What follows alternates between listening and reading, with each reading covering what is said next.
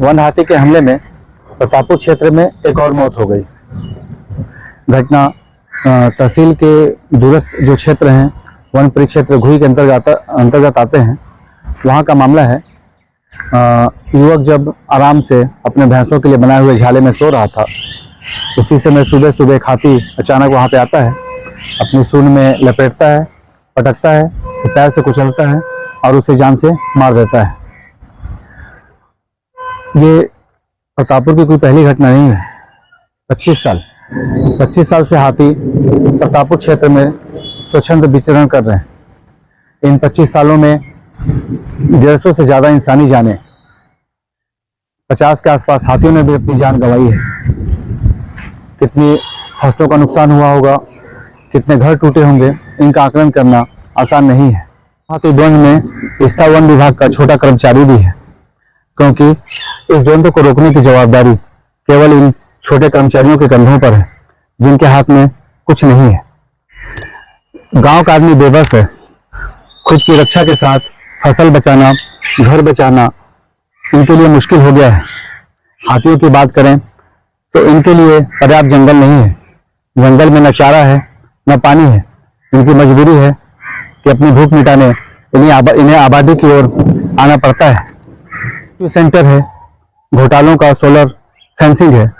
कभी वचुआ बना देते हैं, कभी जो इंसानों की तरह दिखता था हाथी विशेषज्ञ खड़े कर देते हैं, कभी हाथियों के गलों में घंटी बांध देते हैं, कभी सायरन बजा देते हैं। ऐसे बहुत सारे प्रयोग हैं जो किसी काम के नहीं है। सिर्फ और सिर्फ इनमें खर्च होता है।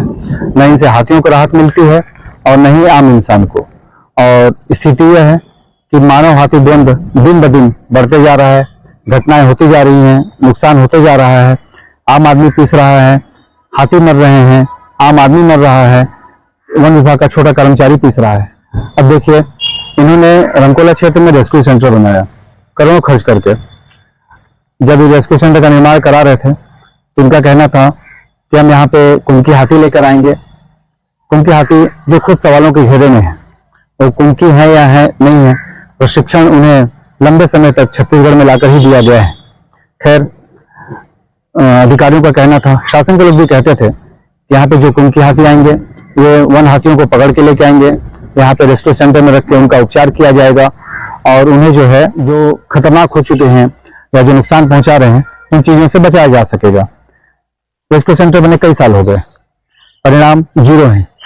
प्रशासन, वन विभाग जो भी इनको लेके आंकड़े प्रस्तुत करे कि कुंकी हाथियों की जगह ये कराया गया, वो कराया गया, लेकिन जो धरातल पे जो सही जानकारी आती है, अभी तक रेस्क्यू सेंटर और कुंकी हाथियों का कोई फायदा नहीं है। कॉलर आईडी लगाए गए करोड़ों खर्च करके। कॉलर आईडी लगाने के पीछे ये बोला गया, इन करोड़ों में WII भी शामिल है, जिसको प्रशिक्षण के लिए 3 साल का हाथियों के अध्ययन की जिम्मेदारी दी गई थी और पूरी तरह से बकवास था वो।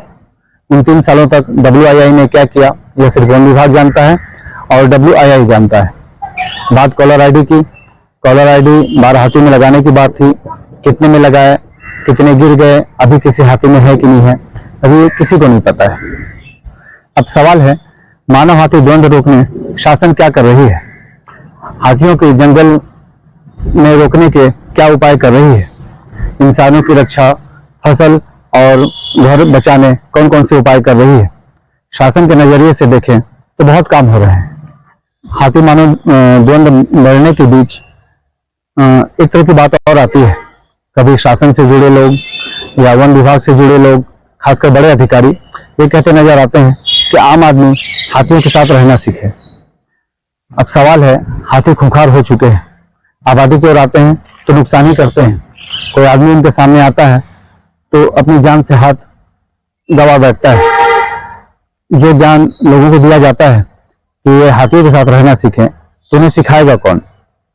कोई भी नया प्रोजेक्ट आता है, नई स्कीम आती है या योजना आती है, तो शासन डेमो करके दिखाती है, प्रशिक्षण दिया जाता है। तो हाथियों के साथ कैसे रहें?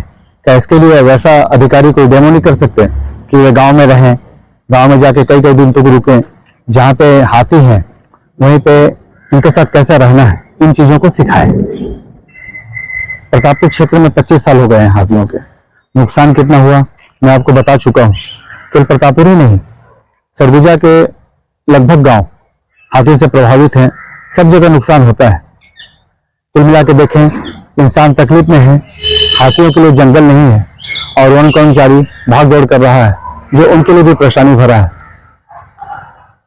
हाथी रुके कहाँ, इसका सिर्फ एक उपाय आज तक समझ में आता है कि इनके लिए जंगल विकसित हो, जंगल में पर्याप्त चारा हो, पर्याप्त पानी हो। लेकिन और ऐसा भी नहीं है कि शासन या वन विभाग इस दिशा में काम नहीं करता है। करोड़ों का बजट आता है, लेकिन न जंगल विकसित हुए, न इनके लिए पर्याप्त चारा है और न पर्याप्त पानी। यही कारण है कि हाथी अब भी आबादी की ओर आ जाते हैं। अब करने की जरूरत यह है कि मानव हाथी द्वंद कैसे रुके, इस पे सिर्फ मीटिंग के बजाय ठोस निर्णय लेना चाहिए। कोई वैसे उपाय खोजने चाहिए जो हाथी को भी राहत दें, आम आदमी को भी राहत दें, और जो छोटा कर्मचारियों ने विभाग का पिस रहा है उनको भी राहत। क्षेत्र में मानव हाथी द्वंद के बीच एक छोटी सी रिपोर्ट मैं प्रस्तुत कर रहा हूँ। मैंने कोशिश की है कि कुछ चीजों को आपके समक्ष ला सकूं। अब अगले वीडियो में किसी नए मुद्दे के साथ मैं आपके सामने आऊंगा। मेरे YouTube चैनल को लाइक करें, सब्सक्राइब करें, शेयर करें। धन्यवाद।